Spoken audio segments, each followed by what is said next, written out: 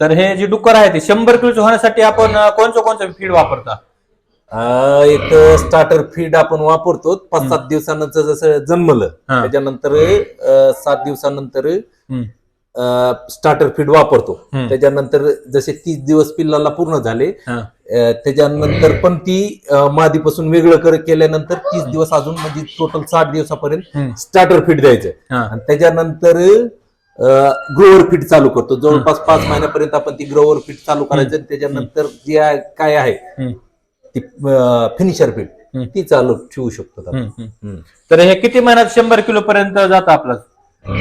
ही 5.5 ते 6 महिन्यात ती 100 किलोचं होतं, जर प्युअर खाद्यावर केलं तर, प्युअर फीडवर केलं तर.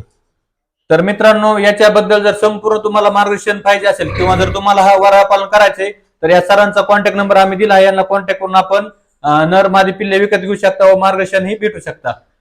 तर मित्रांनो, तुम्हाला जर पूर्ण व्हिडिओ जर याची माहिती पाहिजे असेल तर सबस्क्राईब बटनच्या खाली जी लिंक दिली आहे त्या लिंकवर क्लिक करून आपण याच्याबद्दल पूर्ण माहिती बघू शकता. तर आजचा व्हिडिओ कसा वाटला हे कमेंट करून नक्की सांगा व आमचे व्हिडिओ जर नवीन असेल तर सबस्क्राईब करायला विसरू नका. धन्यवाद.